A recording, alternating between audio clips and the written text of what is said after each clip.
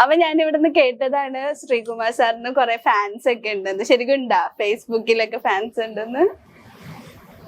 ഫേസ്ബുക്കിൽ ഫാൻസ് ഉണ്ടോ എന്ന് ചോദിച്ചു കഴിഞ്ഞാല് ഉണ്ട്. നേരത്തെ ഈ പറഞ്ഞ കണക്ക് എല്ലാവരും ഓർമ്മപ്പെടുത്തലാണ് ഇങ്ങനെ എന്റെ ഒരു സ്ക്രിപ്റ്റ് വരുന്നുണ്ട്. അപ്പോ അങ്ങനെയുള്ള അപ്പോ ഞാന് മാർക്കറ്റിംഗിൽ നിന്ന് വന്നത് കൊണ്ടും അളിയൻസ് പരമ്പര വന്നുകൊണ്ട് പ്രേക്ഷകരിലോട്ട് എത്തിക്കാൻ വേണ്ടി നമ്മളെ തന്നെ മാർക്കറ്റ് ചെയ്യണം. ശരിയല്ലേ? ആ ഒരു സ്റ്റൈലുള്ള ആളാണ്.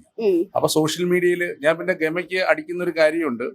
ഞാൻ എന്നാലും എന്റെ അളിയുടെ ഷൂട്ട് കഴിഞ്ഞിട്ട് ഞാൻ ദുബായിൽ നിന്ന് വന്നപ്പം എന്റെ ഫോൺ ഫ്ലൈറ്റിൽ നിന്ന് അടിച്ചു മാറ്റി. ദുബായ് എയർപോർട്ടിൽ വെച്ചിട്ടാണ്.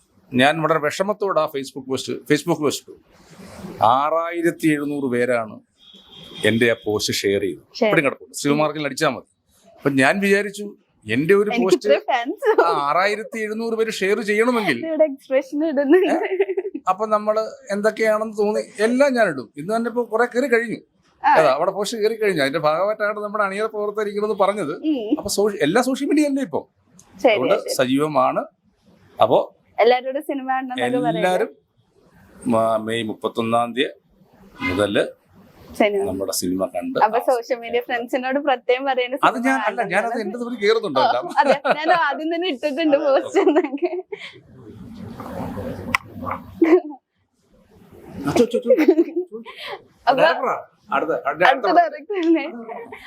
ഈ 6000 പേരെന്നൊക്കെ പറയുമ്പോ എല്ലാരും ഒരുമിച്ച് വന്നാല് കാണാൻ പറ്റില്ലല്ലോ. അപ്പൊ കുറച്ച് പേരായിട്ട് വെൽക്കം ചെയ്യുള്ളൂ. നമുക്ക് ഹൗസ്ഫുൾ ആക്കണല്ലോ സിനിമ. വല്ലാത്ത ചോദ്യമായി പോയി. വരുമോ എന്ന് അല്ല അങ്ങനെ ഞാൻ ആലോചിക്കട്ടെ ചോദിച്ചത്. അപ്പൊ ഈ ഇപ്പൊ 6500 പേര് ഷെയർ ചെയ്തെന്ന് പറഞ്ഞല്ലോ. അപ്പൊ ഫേസ്ബുക്ക് എന്ന് പറയുമ്പോ ഒരുപാട് ഫ്രണ്ട്സ് ഉണ്ടല്ലോ. അപ്പൊ അവരോടൊക്കെ എങ്ങനെ ഫ്രീ ടിക്കറ്റ് അങ്ങനെ വല്ലതും കൊടുക്കോ? അല്ല, അവര് ഫ്രീ ടിക്കറ്റിന്റെ അതല്ലെങ്കിൽ നമുക്ക് ഹൗസ്ഫുൾ ആക്കണല്ലോ. അപ്പൊ അവരോട് റിക്വസ്റ്റ് ചെയ്യാം. നഷ്ടമായിരിക്കും. അപ്പൊ അതുകൊണ്ടല്ല നമ്മുടെ ഫ്രീ ടിക്കറ്റിന്റെ പരിപാടി വേണ്ടി വരത്തില്ല. അപ്പൊ എന്തായാലും സോഷ്യൽ മീഡിയയിൽ ശ്രീകുമാർ അറക്കൽ എന്ന് പറയുന്ന ആൾക്കാർ അറിയുന്നവരെല്ലാരും അവരുടെ ഫ്രണ്ട്സും എല്ലാം സിനിമ കാണും എന്ന ശുഭപ്രതീക്ഷ എനിക്കുണ്ട്. അല്ല, ഞാൻ പറഞ്ഞു നേരത്തെ 6000 ഷെയർ ആയെന്ന് പറഞ്ഞില്ലായിരുന്നു. എന്റെ ഫ്ലൈറ്റിൽ വെച്ച് എന്റെ മൊബൈൽ ഫോൺ പോയത്. അപ്പൊ എന്തായാലും എന്നെ സ്നേഹിക്കുന്ന സോഷ്യൽ മീഡിയയിലെ പ്രിയപ്പെട്ടവർ അല്ല താരത്തേക്കാൾ ഉപരി ഞാൻ എഴുതി വന്ന ഞാൻ അളിയൻസ് ആയാലും എന്നാലും എന്റെ അളിയായാലും ഞാൻ എഴുതി വരുന്ന ഹ്യൂമറാണ്.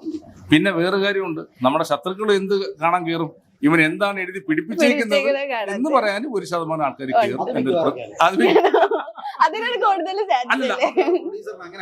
അല്ലല്ല, നമുക്കിപ്പോ ഈയിടെ സോഷ്യൽ മീഡിയ വായിച്ചൊരു നമ്മൾ വളരണമെങ്കിൽ സുഹൃത്തുക്കൾ വേണം, അതിശക്തരായി വളരണമെങ്കിൽ ശത്രുക്കളും വേണം എന്ന് പറയുന്നത്.